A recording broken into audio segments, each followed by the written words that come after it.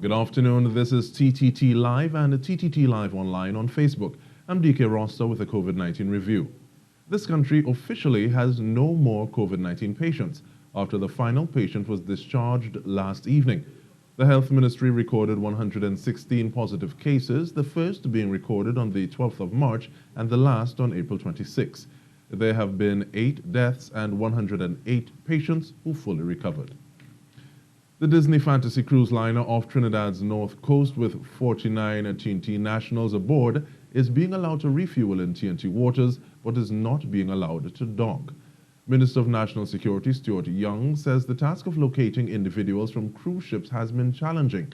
This as individual exemption applications for different vessels have not been submitted. Instead, the ministry has received a blanket application for 430 TNT nationals.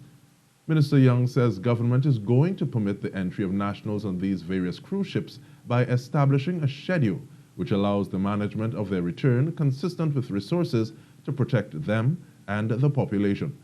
The Minister of National Security, the Minister of Health, and Chief Medical Officer and others are discussing how the entry of nationals on the cruise ships can be scheduled.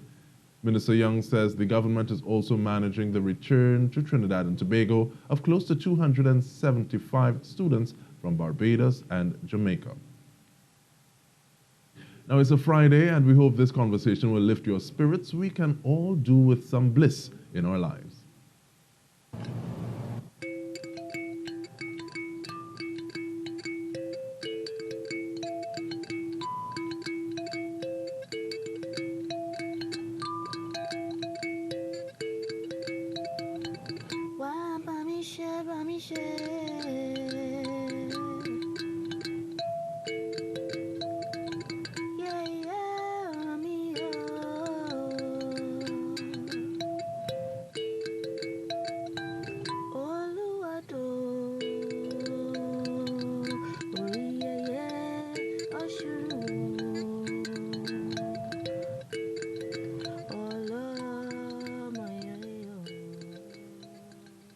First piece of music I ever heard from this young lady. We're very happy to speak with this singer and a player of instruments.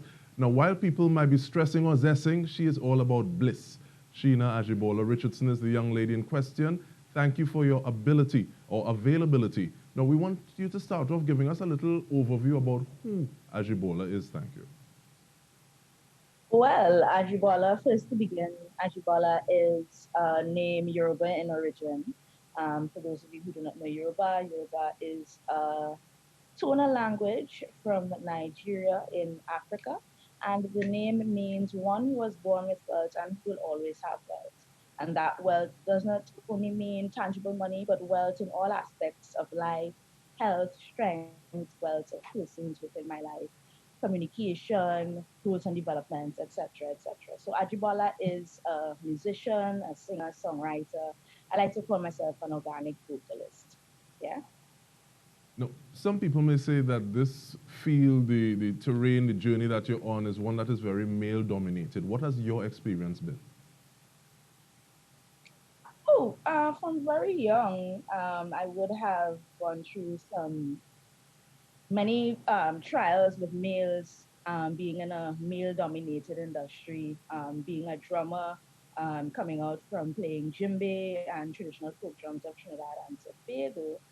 So it would have been a challenge having to grow up in that environment. However, I never allowed that to stop me.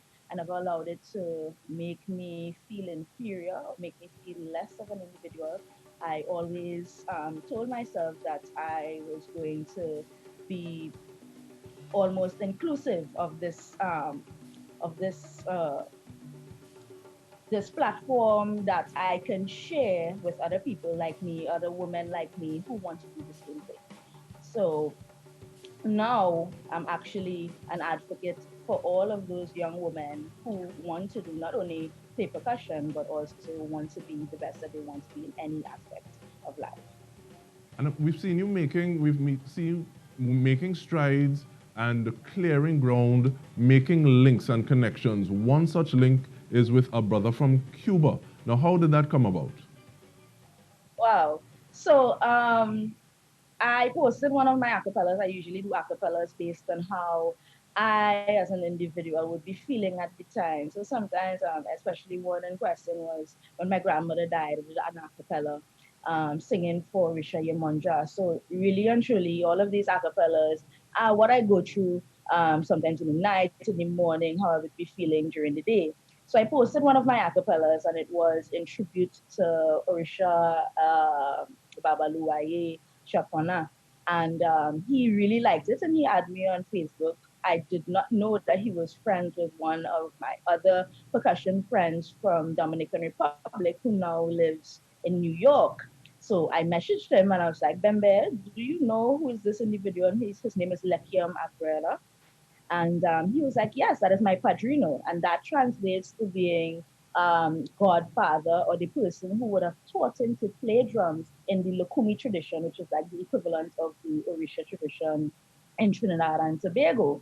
So I asked him, and he was like, Queen, as they always say, I love, love, love your singing. And he actually said that I reminded him of those older women who would have sang in Cuba, who would have been acons, who would have been chantuelles uh, in Cuba.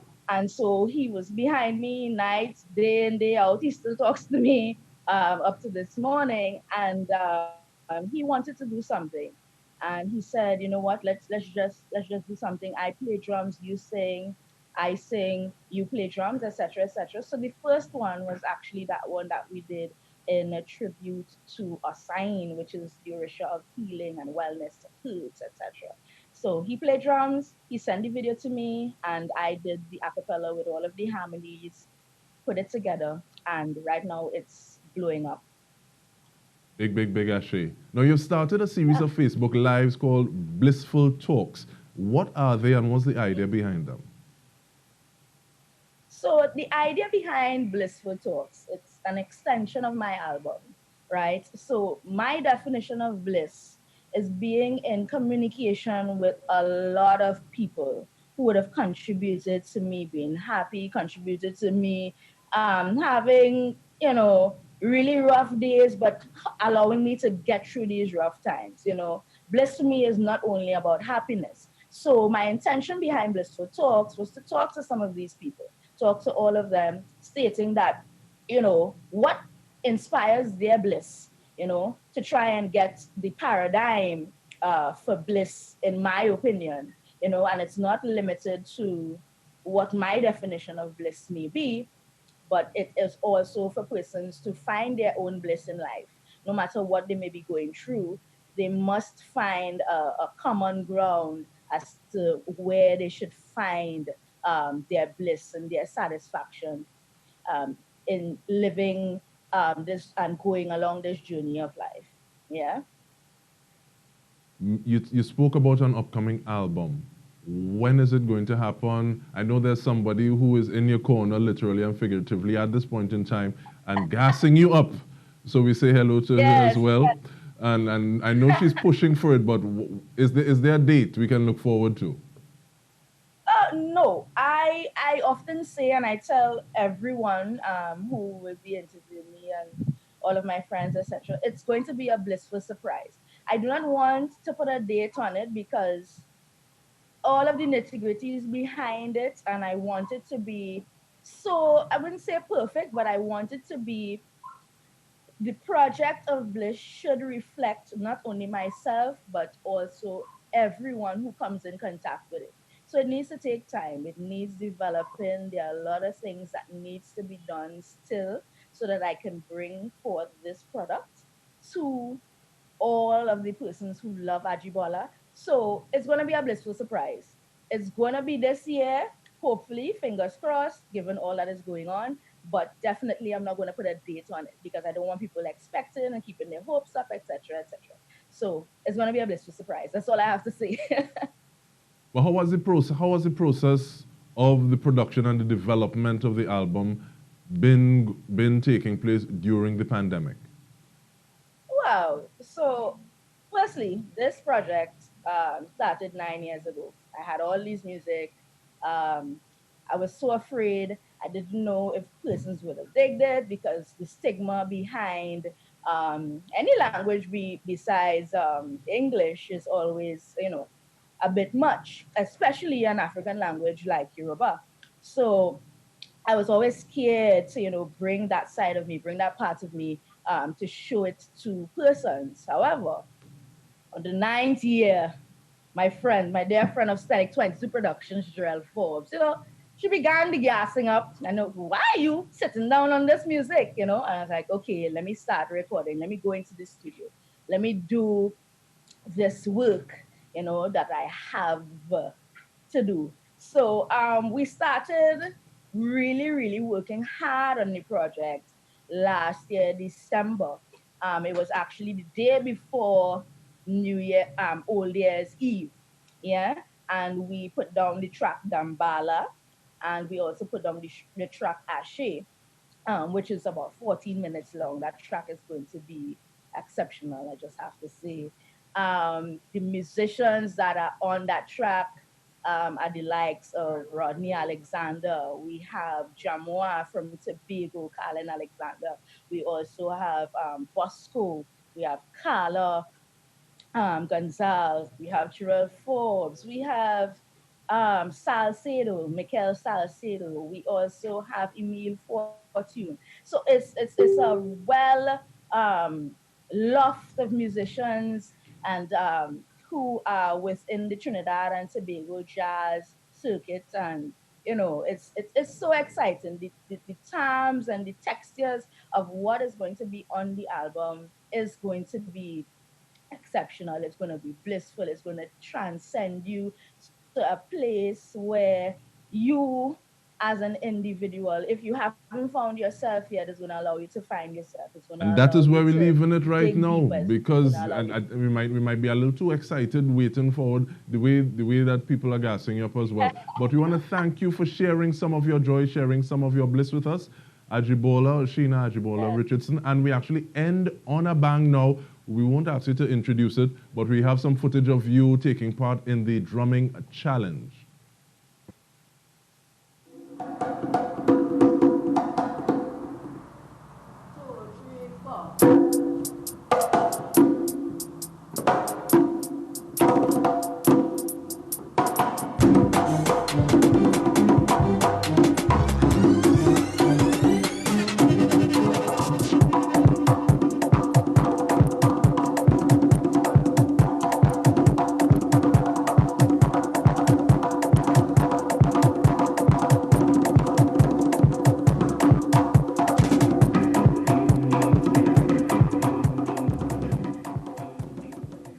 So we move from local rhythms and energies to some regional news. St. Lucia Prime Minister Alan Chastanet says that St. Lucia will be opening their borders on June 4, 2020.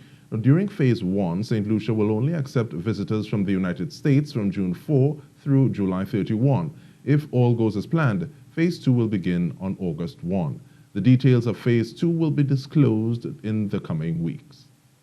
We expect by June 4th that St. Lucia will be open. Its international borders will be open. Local hotels are preparing to reopen about 1,500 rooms in early June. To reopen, the hotels must meet a dozen or more criteria for sanitization, social distancing, and other protocols. Despite travel warnings in force in other countries, Prime Minister Chastanet says they are ready for visitors.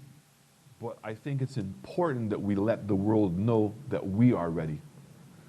I'm very proud of the work that St. Lucia has initiated, and more importantly, that we're working with our brothers and sisters at the OECS level and now at the CARICOM level to establish a common policy towards opening up our international borders.